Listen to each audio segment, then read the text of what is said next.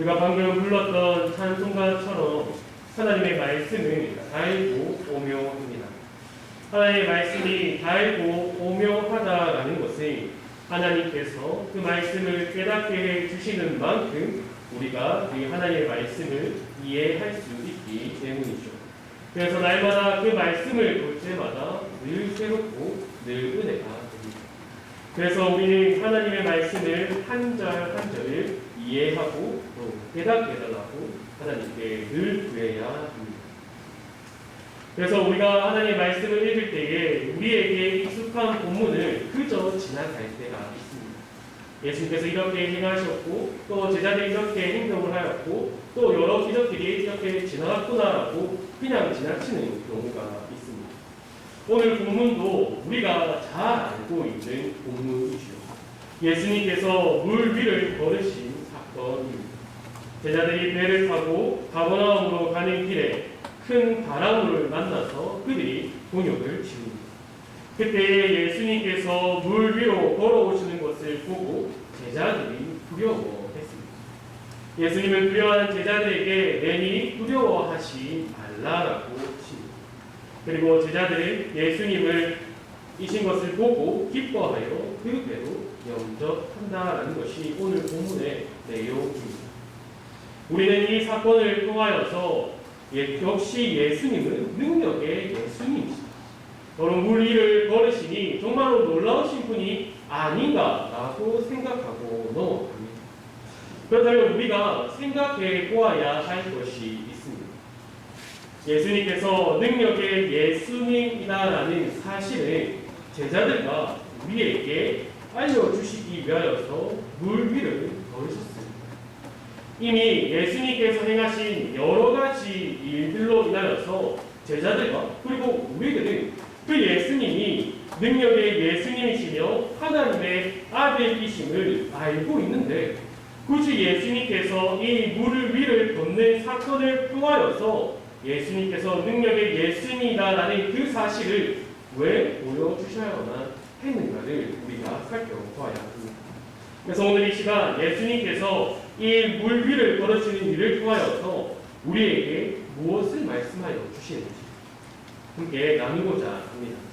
먼저 오늘 이 본문이 요한복음 6장에 기록되어 있다는 것을 우리가 알아야 합니다. 요한복음 6장의 주된 내용은 생명의 떡입니다. 예수님께서 자신을 하늘에서 내려온 생명의 떡으로 말씀하고 알려주시는 게 요한복음 6장의 주된 내용입니다. 그래서 1절에서 15절까지는 오병이의 사건이 기록되어 있으며 22절부터 8절까지는 하나님께서 주시는 떡이 생명의 떡이며 그 생명의 떡이 바로 예수 그리스도 자신임을 우리에게 알려주고 있습니다. 이 사이에 오늘 본문이 들어가 있는 것이죠. 그래서 우리는 이 사건을 생명의 떡과 이어서 우리가 보아야 합니다. 어떻게 예수님께서 물 위를 걸으신 사건과 예수님께서 생명의 떡이다라는 그 일을 어떻게 이어서 볼 수 있을까 의문을 가지고 계실 분이 있을 줄을 압니다. 왜냐하면 제자들도 그렇게 했기 때문입니다. 마가복음 6장 51절과 52절을 한번 살펴보도록 하겠습니다. 51절부터 함께 읽어보겠습니다. 시작. 배에 올라 그들에게 가시니 바람이 그치는 자 제자들이 마음에 심히 놀라니 이는 그들이 그 떡 떼시던 일을 깨닫지 못하고 도리어 그 마음이 둔하여 졌습니다. 제자들이 그 사건 현장에 있었던 제자들이 예수님께서 물 위를 걸어서 자신들에게 오신 그 이유와 그리고 5,000명을 먹이시며 떡을 떼던 그 일을 연결해서 보지 못했습니다. 그 일을 깨닫지 못하고 도리어 마음이 둔하여졌다라고 말하고 있습니다. 예수님께서 5,000명을 먹이신 이유가 무엇입니까? 무엇을 위하여서 보리떡 5개와 물고기 2마리로 사람들을 배불리 먹이시고 또 그것들을 남기셨습니다. 요한복음 6장 5절과 6절에서는 이렇게 예수께서 눈을 들어 큰 무리가 자기에게로 오는 것을 보시고 빌립에게 이르시되 우리가 어디서 떡을 사서 이 사람들을 먹이겠느냐 하시니 이렇게 말씀하심은 친히 어떻게 하실지를 아시고 빌립을 시험하고자 하시니라. 예수님께서 빌립을 지금 시험하시고자 어디서 떡을 사서 이 많은 사람들을 먹이겠느냐고 질문을 하고 계십니다. 예수님의 질문에 빌립은 계산을 하기 시작했습니다. 그리고 나서 예수님께 아뢰시고 각 사람에게 아주 조금씩 먹이더라도 200데나리온치를 사더라도 부족합니다라고 말을 합니다. 그리고 그 옆에 있던 안드레가 나와서 예수님께 한 아이가 보리떡 5개와 물고기 2마리를 가지고 있는데 이것으로 어떻게 이 많은 사람들을 먹일 수 있습니까? 라고 질문을 합니다. 빌립은 200데나리온치 떡을 사도 부족한데 우리에게 그 200데나리온이 없습니다. 라고 말하는 것입니다. 그리고 안드레는 여기 보리떡 5개와 물고기 2마리밖에 없는데 어찌 이 많은 사람들을 먹일 수 있겠습니까? 못합니다. 라고 말하고 있는 것입니다. 빌립과 안드레는 동일하게 우리에게 있는 것으로는 이 많은 사람들을 먹일 수 없습니다. 라고 말하고 있는 것입니다. 이에 예수님께서 어떻게 행하십니까? 그 보리떡 5개와 물고기 2마리를 취하시고 그리고 축사하신 후에 그 자리에 있던 모든 사람들을 배불리 먹이시는 놀라운 일을 보여주셨습니다. 그래서 이 사건이 알려주는 것이 무엇입니까? 예수님께서 축사하시면 그 모든 것이 100배, 200배로 늘어난다. 이것을 우리에게 알려주고 있는 것일까요? 아니면 한 아이가 가져온 보리떡 5개와 물고기 2마리 아주 보잘것없는 것이라도 그것을 예수님을 통하여서 사용되니 우리의 작은 헌신이라도 우리는 해야 한다 라고 우리가 생각을 해야 할까요? 이렇게 생각을 할 수도 있습니다. 하지만 예수님께서 생명의 떡이다라는 큰 주제를 가지고 있는 이 요한복음 6장에서는 5,000명을 먹이신 사건을 통하여서 우리에게 필요한 것을 우리가 가지고 있는 것으로 우리가 채울 수 없다라는 사실을 알려주시며 그것을 채울 수 있는 분은 오직 예수 그리스도밖에 없다라는 사실을 이 5,000명을 먹이시면서 우리에게 알려주고 있습니다. 바로 이것이 오늘 본문에 똑같이 적용됩니다. 제자들이 배를 타고 바다에 나갔습니다. 이 말이 무엇입니까? 제자들에게 있어서는 바다가 낯선 곳이 아니었습니다. 그들이 살아갔던 삶의 현장이었고 익숙한 곳이며 또한 그 제자들 중에서 4명은 무려 어부였기 때문에 두려움이 없는 곳이었습니다. 그들에게 있어서 배를 타는 것은 아주 쉬운 일이었습니다. 그래서 그들이 편한 마음으로 배에 올라탔습니다. 하지만 큰 바람으로 인하여서 그들이 어려움에 처하게 되었죠. 그 가운데서 그들이 할 수 있는 것이 무엇이었습니까? 노를 젓는 일밖에 할 수 없었습니다. 하지만 그들이 노를 아무리 열심히 젓는다고 해서 그들이 처한 상황이 해결되는 것이 아니었습니다. 그들은 오랜 시간 동안 노를 저었습니다. 날이 저물 때는 약 오후 6시가 됩니다. 그리고 예수님께서 그들에게 걸어오신 밤 사명은 새벽 3, 4시쯤이라 생각이 듭니다. 그러면 그들이 약 9시간 정도를 힘겹게 노를 젓고 있었다는 것입니다. 그들이 노를 힘겹게 젓고 있는 그때에 예수님께서 물 위로 걸어오셨습니다. 얼마나 무서웠겠습니까? 마태복음과 마가복음에서는 제자들이 그 물 위를 걸어오시는 예수님의 형상을 바라보자 마치 유령 같다라고 말하고 있습니다. 그리고 소리를 질렀다라고 말하고 있죠. 이에 예수님께서 내니 두려워하지 말라 이렇게 말씀을 하셔서 제자들을 진정시킵니다. 그리고 오늘 본문에는 기록되어 있지 않지만 마태복음에는 베드로가 예수님께 구하는 것이 있습니다. 마태복음 14장 28절에서 31절까지 우리가 함께 읽어보도록 하겠습니다. 시작. 베드로가 대답하여 이르되 주여 만일 주님이시거든 나를 명하사 물 위로 오라 하소서 하니 오라 하시니 베드로가 배에서 내려 물 위로 걸어서 예수께로 가되 바람을 보고 무서워 빠져드는지라 소리 질러 이르되 주여 나를 구원하소서 하니 예수께서 즉시 손을 내밀어 그를 붙잡으시며 이르시되 믿음이 작은 자여 왜 의심하였느냐 하시고 베드로가 지금 무엇을 구하고 있습니까? 바로 물 위를 걷는 것을 구하고 있죠. 왜 하필 베드로가 물 위를 걷게 해달라고 구했을까? 그의 성격이 불같아서 그만 예수님께 구했을까요? 아마 베드로가 어부였기 때문일 겁니다. 지금 있는 그 갈릴리 바다는 베드로의 삶 그 자체였습니다. 그 삶을 살아가기 위하여서 그에게 필요했던 것은 배이었고 그리고 그물이었습니다. 배와 그물을 이용해서 물고기를 잡아서 그의 삶을 살아갔습니다. 배를 어떻게 더 잘 다룰 것인가? 잘 운전할 것인가? 그물을 어떻게 더 잘 던질 것인가? 물고기를 어디에서 더 많이 잡을 수 있을까? 그가 늘 하는 생각이고 그러한 생각으로 통하여서 그가 그의 삶을 살아갔습니다. 그리고 그가 아무리 베테랑 어부라고 할지라도 바람이 많이 불고 비가 오는 날에는 배를 띄우지 못했을 겁니다. 지금 자신이 강풍에서 노만 좋을 수밖에 없는 그 무력한 상황을 마주하지 않기 위해서였죠.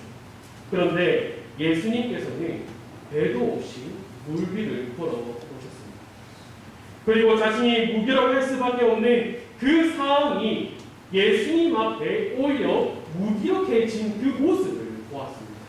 자신은 그 상황에서 노를 저어가며 그 상황에 계속해서 묶여 있었지만 그 상황이 예수님께 굴복하고 있는 상황을 베드로가 보았습니다. 그래서 예수님께서 저도 물 위를 걷게 해주시기 바랍니다. 주여 주님이시면 나도 오라 하소서라고 말하고 있는 것이죠.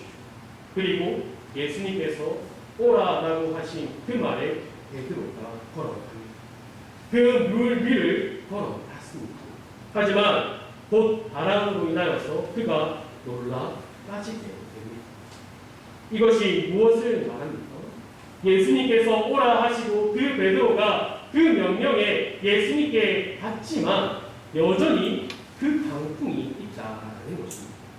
베드로는 여전히 그 강풍 가운데 있었다라는 것을 우리에게 알려주고 계십니다. 예수님을 믿기만 하면 지금 내가 처해져 있는 그 상황이 순식간에 바뀌고 기적 같은 일들이 생겨나는 것만 아니라 바로 지금 여전히 그 상황이 우리에게 동일하게 있다라는 것을 알려주는 것이죠. 만약에 예수님을 믿는 것이 이 세상에서의 잘남과 풍요와 평안을 위하여서 믿는 것이라면 예수님은 우리에게 이렇게 말씀하십니다. 요한복음 6장 26절에서 27절 제가 공독하도록 하겠습니다. 예수께서 대답하여 이르시되 내가 진실로 진실로 너희에게 이르노니 너희가 나를 찾는 것은 표적을 본 까닭이 아니요 떡을 먹고 배부른 까닭이로다. 썩을 양식을 위하여 일하지 말고 영생하도록 있는 양식을 위하여 하라. 이 양식은 인자가 너희에게 주리니 인자는 아버지 하나님께서 인치신 자냐. 예수 그리스도를 믿는다는 것, 아버지 하나님께 기도를 한다는 것은 알라딘에 나오는 그 요술레프를 문지르는 것이 아닙니다. 금도끼 이야기에서 나오는 것처럼 하나뿐인 도끼를 빠뜨렸더니 금도끼도 없고 은도끼도 빠졌다라는 것이 기독교가 아닙니다. 기독교는 그리스도를 믿는 것입니다. 길과 진리와 생명이신 그리스도를 믿는 것이 바로 기독교이십니다. 요한복음 6장 28절과 29절에서는 이렇게 나옵니다. 그들이 묻되 우리가 어떻게 하여야 하나님의 일을 하오리까? 예수께서 대답하여 이르시되 하나님께서 보내신 이를 믿는 것이 하나님의 일입니다 하시니. 사랑하는 성도 여러분, 이 시간 우리 성도분들의 기도 제목을 한번 점검해 보시기 바랍니다. 여러분은 어떠한 기도 제목을 가지고 신앙생활을 하고 계십니까? 이 땅에서 조금 더 살기 위하여서 기도하는 것은 없습니다. 내 자녀가 좋은 대학, 좋은 직장에 가는 것을 더 기도하지는 않습니다. 내 사업, 내 승진만이 기도 제목이지는 않습니다. 저는 여러분에게 이 세상과 등지고 살아가라고 말하는 것이 아닙니다. 이 세상에 잘 못 살고 그리고 자녀들이 좋은 데에 들어가지 않고 좋은 직장에 들어가지 않고 건강을 안 지키며 사는 것이 그리스도인의 삶이라고 말하는 것이 아닙니다. 단지 하나님은 내 자녀를 좋은 대학에 보내주시는, 내 자녀를 좋은 직장에 취직하게 만들어 주시는, 내 건강을 관리해 주시는, 나의 배만 배부르게 해주시는 분, 나의 노후를 책임져 주시는 분으로 만들어서는 안 된다라는 것을 말하는 것입니다. 요한복음 6장 35절에는 이렇게 말씀하십니다. 나는 생명의 떡이니 내게 오는 자는 결코 줄이지 아니할 거요 나를 믿는 자는 영원히 목마르지 아니하리라. 마태복음 6장 31절에서 33절은 이렇게 말하고 있습니다. 그러므로 염려하여 이르기를 무엇을 먹을까 무엇을 마실까 무엇을 입을까 하지 말라. 이는 다 이방인들이 구하는 것이라. 너희 하늘 아버지께서 이 모든 것이 너희에게 있어야 할 줄을 아시느니라. 그런즉 너희는 먼저 그의 나라와 그의 의를 구하라. 그리하면 이 모든 것을 너희에게 더하시리라. 주 안에서 사랑하는 성도 여러분, 우리를 구원해 주신 전지전능한 하나님의 나라와 그의 의를 먼저 구하시기 바랍니다. 이 땅에 속한 우리의 육에 속한 것을 바라며 구하는 것이 아니라 우리에게 약속된 그것을 구하시기 바랍니다. 이 땅에서 먹고 마시고 또 입을 것 모든 것을 아시는 하나님께서 채워주십니다. 당장에 먹고 마시고 입을 것이 없어서 근심이 되고 걱정이 될 수 있습니다. 내 자녀를 바라볼 때에 직장을 구하지 못하고 또한 좋은 짝을 만나지 못하여서 방황을 하고 있는 그 모습을 보면 마음이 아플 수도 있습니다. 하지만 그것을 우리가 걱정하고 그것만을 구하고 그것을 이루어주는 분이 하나님이다라고 하나님을 가속평가해서는 내가 살아갈 수 없을 것 같다라는 그 생각이 나의 목을 조여올 수도 있습니다. 그 상황들을 남들이 모르고 또한 내 가족들조차 그 상황을 모르고 있을 수도 있지만 우리 아버지 되시는 하나님은 모든 것을 알고 계십니다. 그러니 우리가 무엇을 구해야 하겠습니까? 하나님 오직 아버지 하나님을 구해야 합니다. 나는 하나님의 자녀이니 오직 아버지만을 의지하게 해달라고 우리가 더욱 기도해야 하는 것입니다. 나를 구원해 주신 예수 그리스도를 더욱 닮아가게 해달라고 우리가 기도해야 합니다. 근심과 걱정으로 하루하루를 살아가는 것이 아니라 우리 안에 거하시는 그 성령 하나님과 날마다 풍성한 교제를 누림으로 기쁨으로 은혜로 하루하루를 살아가게 해달라고 기도해야 하는 것입니다. 이것이 바로 생명의 떡이신 예수 그리스도를 구하는 삶입니다. 나로서는 해결할 수 없습니다. 나로서는 아무리 노력해도 내 앞에 닥쳐온 그 상황들을 해결할 수 없습니다. 그 모든 것을 우리의 그 모든 것을 아시는 하나님께 맡기시기 바랍니다. 저는 당신의 나라와 의를 구하겠습니다라고 우리가 고백해야 합니다. 이렇게 기도하는 자가 우리가 금요 기도에 나누었던 하나님의 뜻을 따라 행하는 하나님의 자녀 백성입니다. 이와 반대로 여전히 세상의 것을 구하고 세상 사람들이 하는 모든 것을 따라 그들의 방법을 배워서 그들과 똑같이 해야 한다라고 그들과 함께 다름질 않는 사람입니다. 하나님께서 말씀으로 정확히 말씀하여 주십니다. 너는 이방인이다라고 말이죠. 너는 내 독생자 예수를 단번에 죄를 위하여 죽게 하여 내 앞으로 부른 내 자녀, 내 백성이 아니라 나를 알지도 못하고 구하지도 않는 이방인이다 라고 말씀하십니다. 주 안에 사랑하는 성도 여러분, 하나님의 뜻을 따라 행하시기 바랍니다. 내 삶을 위해서 하나님과 예수님과 성령님을 구하는 것이 아니라 하나님의 백성으로서 자녀로서 아버지를 구하시기 바랍니다. 그때에 우리에게 주어진 이 달고 오묘한 하나님의 말씀을 밝히 알게 될 것입니다. 그래서 생명의 떡이신 예수 그리스도를 더욱 알아가게 되는 것이죠. 성령께서 우리 안에서 역사하시는 그 일들을 매일매일 경험할 수 있게 됩니다. 오늘 본문은 이것을 우리에게 알려주고 있습니다. 우리의 그 삶의 현장에서 우리가 아무것도 할 수 없다라는 그 사실.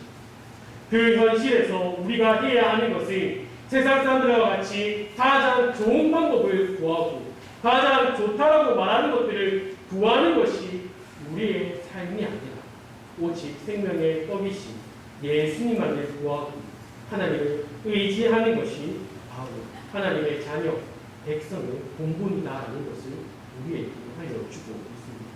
사랑하는 성도 여러분, 이거에 있어서 정말로 치열해야 합니다. 정말로 치열하게 우리가 하나님의 뜻을 따라 살려고 해야 합니다. 또 기도함으로 하나님의 뜻을 밝히 우리에게 깨닫게 해달라고 우리는 기도해야 합니다. 왜냐하면 우리가 연약하여서 유혹되기 쉬운 존재입니다. 우리의 본성은 여전히 이 세상을 따라가기 좋아하는 자들이기 때문에 우리가 늘 기도하지 않고 깨어있지 않고 하나님의 뜻을 구하지 않고 우리의 기도 제목이 하나님의 뜻을 따라 바뀌지 않는다는 것, 우리는 여전히 이방인의 뜻을 따라 구하는 하나님의 자녀가 아닌 하나님 백성이 아닌 여전히 죄를 행하는 그 이방인이라고 하나님께서 말씀하여 주십니다. 사랑하는 성도 여러분, 생명의 떡을 구하시기 바랍니다. 우리의 육체에 배부름을 주는 떡을 구하는 것이 아니라 생명의 떡이신 그 예수님을 더욱 구하시기 바랍니다. 그래서 그 떡을 먹고 그 떡이신 예수 그리스도를 닮아가고 더욱 알아가는 우리 축구노교의 성도들이 되기를 간절히 소망합니다. 아버지 하나님 감사합니다. 우리가 하나님의 자녀로서 무엇을 구해야 하는지 깨닫게 하시고 또한 날마다 깨어서 하나님의 말씀만을 의지하고 하나님의 뜻대로 살아갈 수 있도록 붙잡아 주시길 간절히 소망합니다. 그래서 영적으로 충만해 주시고 이 세상의 근심과 걱정을 내려두고 하나님과 날마다 교제를 누리며 기쁨의 삶을 살아갈 수 있도록 우리를 인도하여 주시길 간절히 소망합니다. 이 모든 것 예수님의 이름으로